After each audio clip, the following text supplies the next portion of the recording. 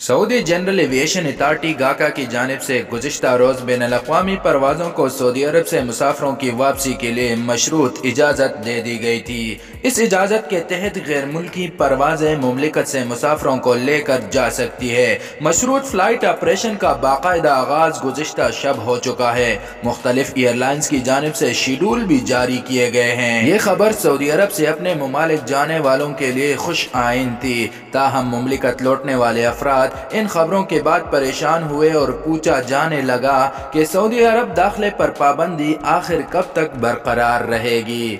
इस हवाले से सऊदी वजारत दाखिला की जानिब से रात गए एक और एलामिया जारी किया गया।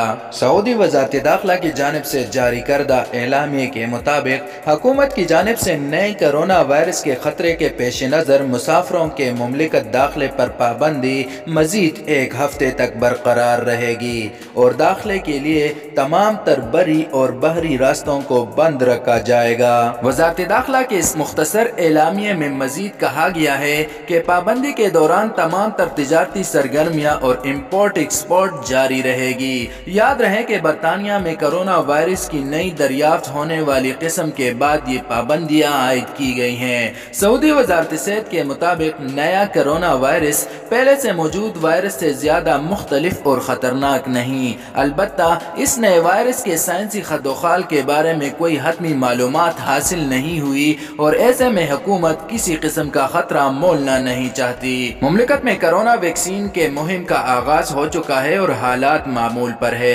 कोरोना वायरस के केसेस योमिया 200 से कम रिपोर्ट हो रहे हैं। नए कोरोना वायरस का मुमलिकत में फिलहाल कोई केस रिपोर्ट नहीं हुआ। उम्मीद है कि कुछ दिनों तक सूरत हाल मजीद वाज़ेह होने पर बैनुल-अक़वामी परवाजें मुकम्मल तौर पर बहाल हो जाएंगी। ये थी अब तक की अपडेट। सऊदी अरब से मुसद्दिक़ा खबरों और दुरुस्त मालूमात जानने के लिए इस चैनल को सब्सक्राइब करके बेल आइकॉन को दबाएं। अल्लाह हाफिज़ व नासिर।